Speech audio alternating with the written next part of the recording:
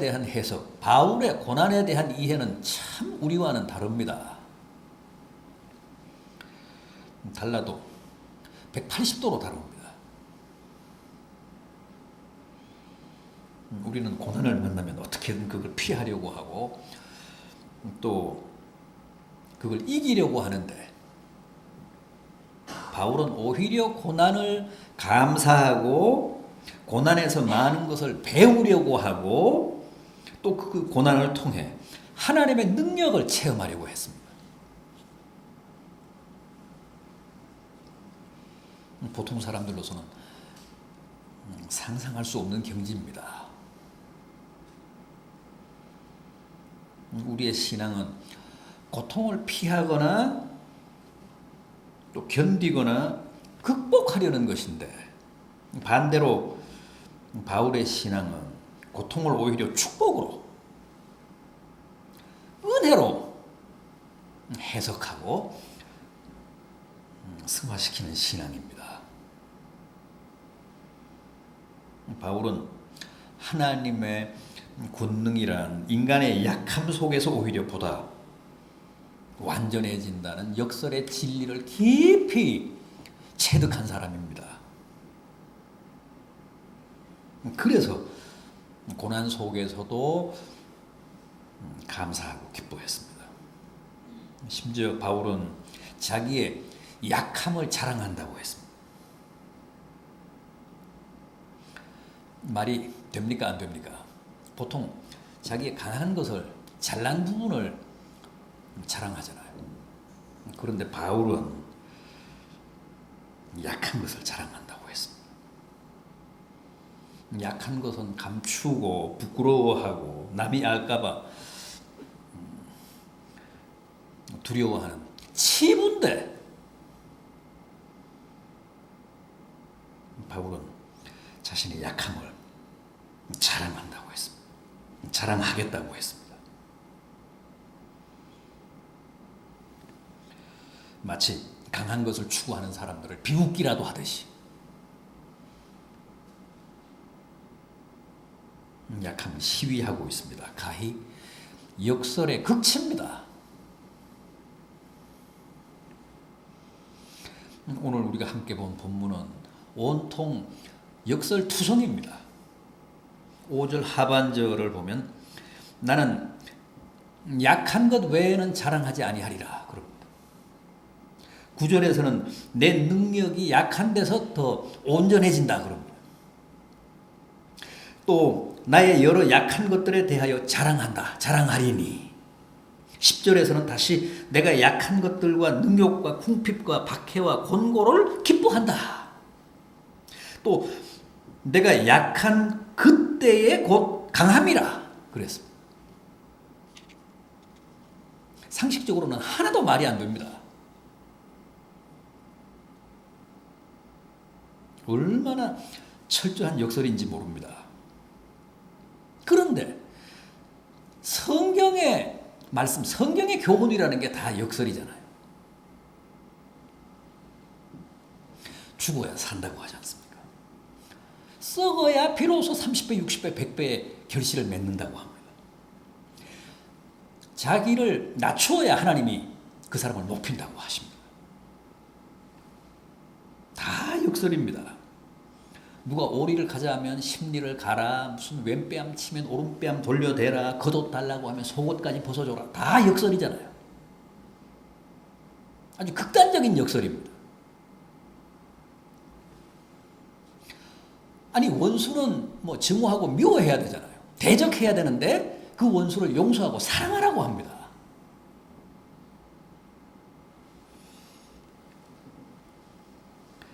성경은 우리에게 처음부터 끝까지 거꾸로 사는 법을 가르쳐 줍니다. 거꾸로 살아야 된다는 거예요.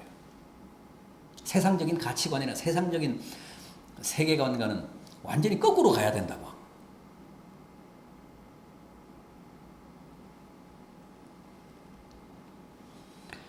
그래서 세상이 잘 나갈 때 거기서 오히려 망조를 보고, 또 세상이 절망할 때 오히려 그 속에서 희망을 보는 게 우리 그리스도교 신앙이라고 합니다. 강함 속에서 약함을 보고 약함 속에서 강함을 깨닫는 겁니다. 그게 기독교 신앙의 지혜고 해안이라고 합니다. 그래서 우리는 잘 나갈 때도 마냥 기뻐하지 않습니다. 망했을 때도 죽을 듯이 좌절하지 않습니다. 왜냐하면 그게 전부가 아니기 때문에 그렇습니다.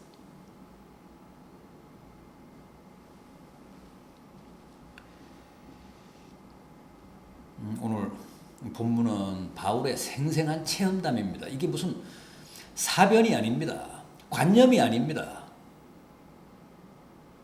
자기의 삶을 간증한 겁니다. 잘 아시는 대로 바울에게는 오늘 본문에서 고백하고 있듯이 불치병이 있었잖아요. 몸에 가시가 있었습니다. 그게 참 혹독했습니다. 너무 그게 고통스러웠습니다. 몸에 가시가 박혔다고 고백하고 있잖아요. 사탄의 사자라고까지 했습니다. 사탄의 사자라는 말은 저주라는, 사탄의 저주라는 뜻입니다. 사탄이 자기를 저주해서 몸에 가시가 박혔다는 거예요. 그만큼 힘들고 그만큼 고통스러웠다는 겁니다. 실제 다른 사람이 볼 때도 저건 정말 저주다. 바울이 저주받은 거다. 그렇게 느꼈다는 겁니다. 그래서 갈라디아서 4장 13절 이하를 보면 이런 말씀 나오잖아요. 내 육체에 너희를 시험하는 것이 있으되 너희가 나를 업신여기거나 버리지 아니하고 하나님의 천사같이 그리스도와 같이 나를 영접해줬다. 그래서 내가 너희에게 진심으로 감사한다 그러잖아요.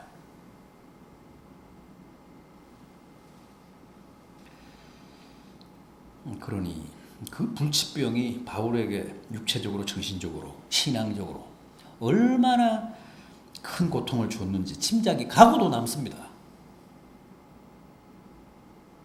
생각해 보십시오. 아니 지병 하나도 못 고치는 주제에 무슨 뭐 남을 위해 기도하고 무슨 복음을 전해. 그렇게 비웃을 수 있잖아요. 그런데 갈라디아 교회 성도들은 그렇게 하지 않았다는 거예요. 오히려 그런 병을, 모진 병을, 저주 같은 병을 가지고 있음에도 불구하고 천사처럼 자기를 떠받들고 그리스도 예수를 영접하듯이 자기를 맞아줬다는 거죠.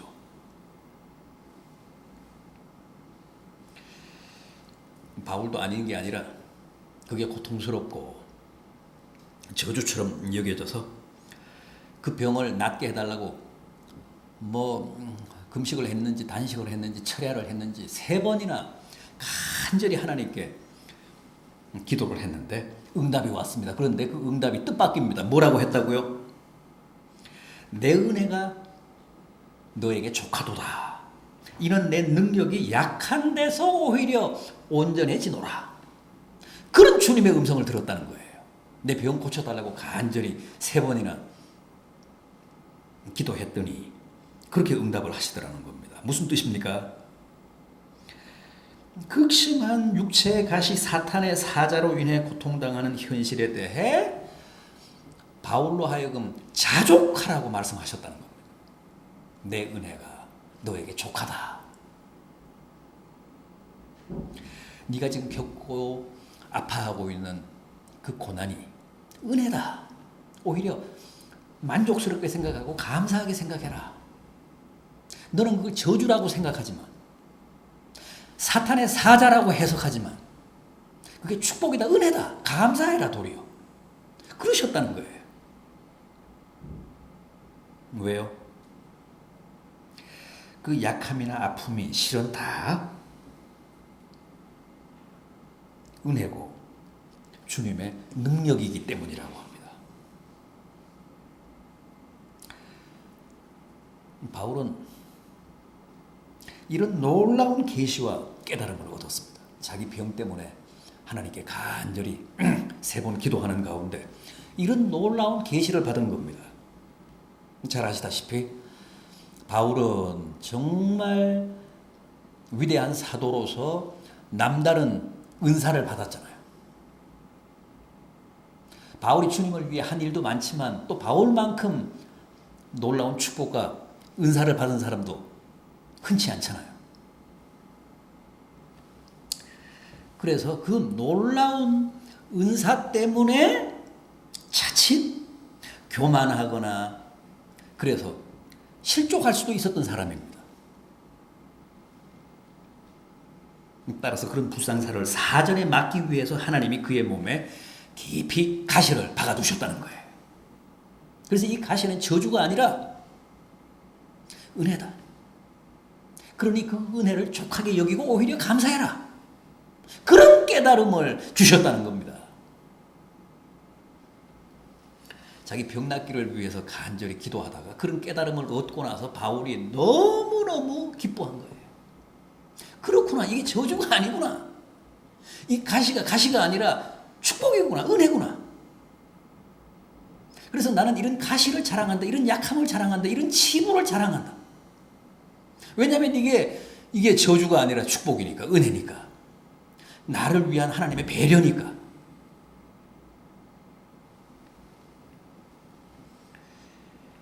구절을 보십시오. 그러므로 도리어 크게 기뻐함으로 나의 여러 약한 것들에 대하여 자랑하리라. 약함이 아니라는 겁니다. 고통이 아니라는 겁니다. 은혜요, 축복이라는 겁니다.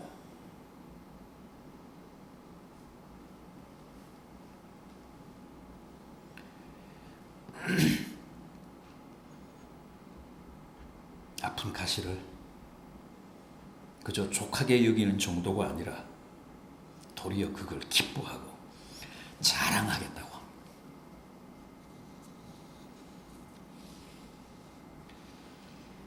생각해보면 지금 우리는 누구나 힘을 숭배하는 시대를 살고 있습니다. 국력, 무슨 권력, 경제력, 군사력, 능력. 그래서 모두가 힘을 키우기 위해 여념이 없습니다. 공부도 힘을 얻기 위해 하고 돈도 힘을 얻기 위해 법니다. 그런데 성경은 뭐라고 합니까? 약한 게 곧 힘이라고 합니다. 하나님은 강한 자가 아니라 어떤 사람을 쓰신다고요? 약한 자를 쓰신다고 합니다. 그래서 어떻게 하신다고요?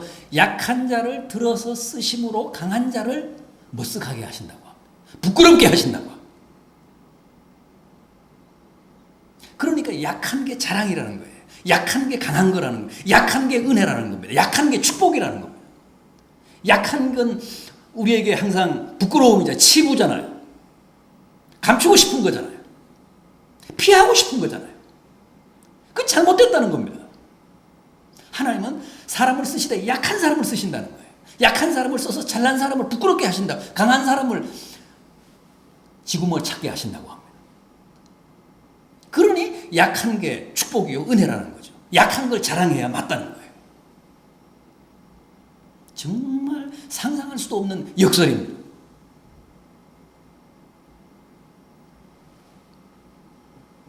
약한 걸 부끄럽게 생각하고 약한 걸 치부라고 믿는 사람은 그냥 약한 게 그 사람의 그런 약점일 수밖에 없습니다. 그러나 약한 게 약한 것이 아니라 강한 것이라고 믿고 감사하는 사람은 하나님이 그 약함을 통해 당신의 놀라운 권능을 드러내십니다.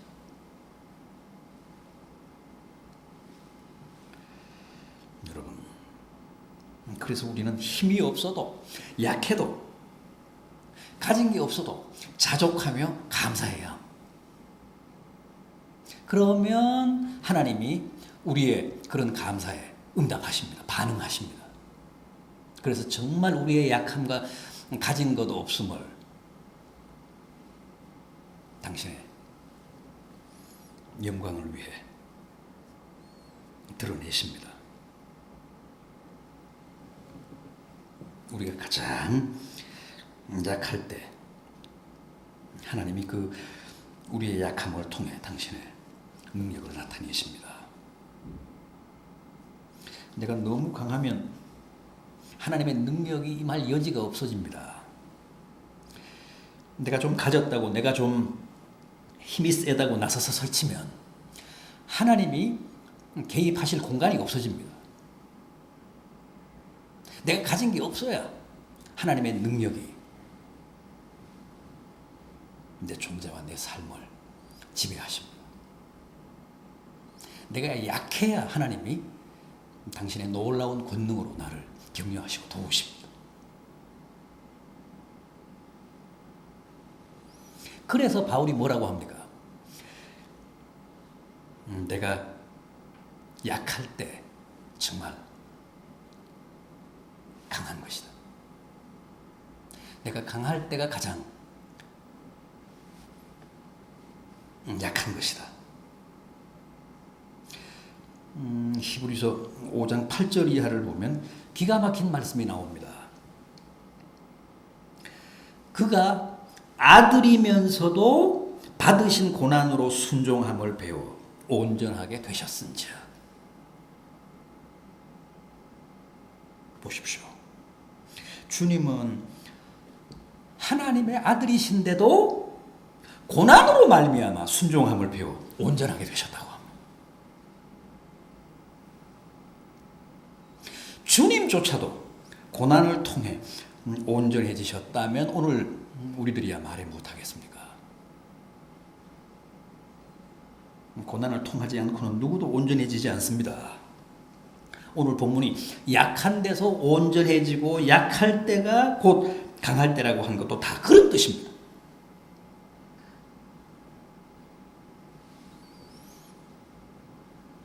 요즘 부모들은 어떻게든 아이들을 편하게만 키우려고 합니다. 그래서 아이들이 너무 어려움을 모르고 큽니다. 이게 문제입니다. 이건 아이들을 망치는 겁니다. 사람은 고난을 당해야 비로소 생각을 합니다. 참 이상합니다. 편하면 절대 생각을 안 합니다. 편하면 그냥 반사적으로 삽니다. 어려움에 처해야 비로소 생각을 하고 고난을 당해야 비로소 진지해지고 또 겸손해집니다. 틀림없습니다. 배부를 때 기도하는 사람이 있습니까? 없잖아요. 건강할 때 기도원 가는 사람이 있습니까? 없잖아요. 위기가 닥쳐야, 고난이 닥쳐야 기도합니다. 몸에 병이 나야 기도원 찾아갑니다.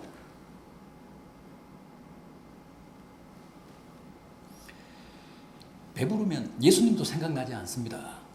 더 바랄 게 없습니다.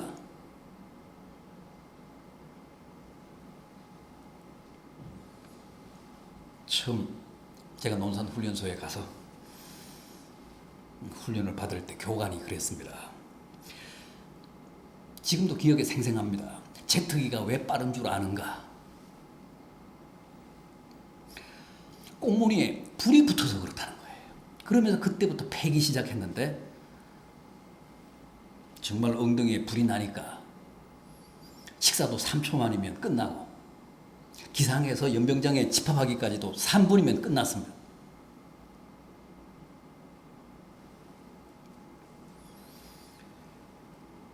사람이 어려움이 없으면 정말 살만 찝니다. 신앙도 꼭 같습니다. 편할 때는 절대 성장하지 않습니다. 어려울 때 근신하고 어려울 때 깨어 기도하고 어려울 때 긴장하고 어려울 때 다른 사람의 어려움도 이해를 하게 되고 어려울 때 겸손해지고 또 어려울 때 정직해지고 어려울 때 보다 진지해집니다. 어려울 때 하나님이 나와 함께 하심을 체험하게 됩니다. 진정한 감사와 찬송도 편할 때는 거의 불가능하고 어려울 때 가능합니다. 편할 때 부르는 찬송은 그냥 건성입니다. 요식입니다. 어려울 때 부르는 찬송은 절절합니다. 그 찬송 자체가 곧 신앙 고백입니다. 기도입니다.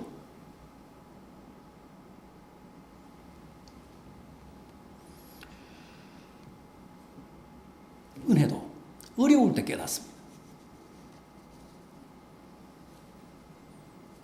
고난과 영광은 이게 쌍둥이입니다. 고난이 있는 곳에 영광이 있고 영광이 있는 곳에 고난이 있습니다. 그럼에도 우리는 언제나 영광과 은혜는 바라면서도 고난과 시련 사양합니다. 그건 억지입니다. 로마서 8장 17절은 분명 우리가 그와 함께 영광 받기를 위해서는 고난도 함께 받아야 하리라. 하나님은 우리에게 고난 대신 고난을 피해서 영광을 주시는 분이 아니라 고난을 통해서 시련을 통해서 영광을 주시는 분이십니다. 마치 엄마가 죽을 산통을 겪은 후에 비로소 아기를 품에 안는 것과 똑같습니다. 조금 전까지 그렇게 죽을 고통을 겪잖아요. 산통이 오면. 그러다가 세상에서 가장 보배로운 생명을 자기 품에 안습니다.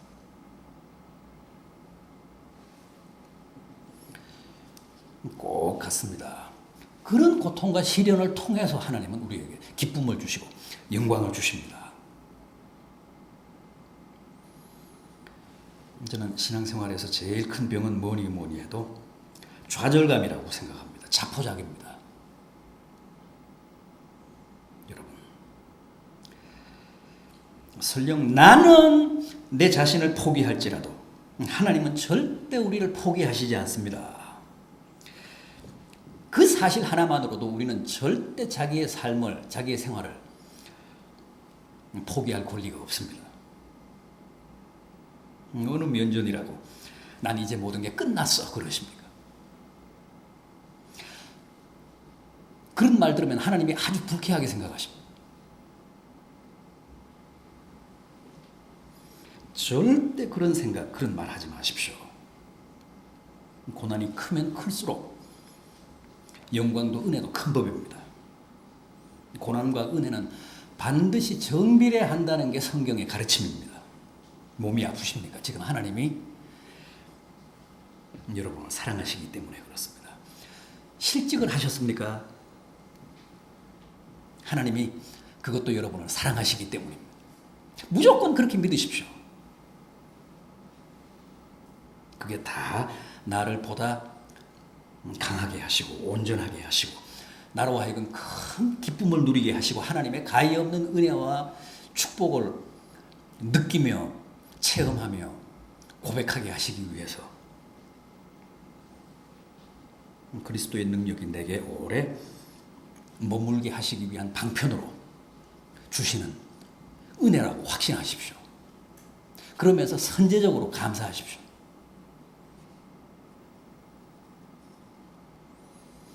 늘 말씀드리지만 우리 그리스도인들에게는 그 무엇도 버릴 게 없습니다. 비천도, 풍부도, 성공도, 실패도, 배고픔도, 배부름도, 내가 지금 처한 최악의 상황도 하나님이 그걸 어떻게 요리하셔서 장차 어떤 선으로 연출하실지는 아무도 모릅니다. 그러니까 기대를 가지시고 고난 속에서도 희망을 보시며 감사하시면 하나님이 기가 막히게 내 인생을, 내 삶을 최선으로 연출해 주십니다. 오히려 약함이 축복이고 고난이 오히려 은혜임을 확신해야 합니다. 적어도 바울은 그런 신앙에 투철했습니다. 그래서 약함이 오히려 내게는 강함이다. 고난이 오히려 내게는 자랑이다. 시련이 오히려 내게는 기쁨이다. 과장이 아닙니다.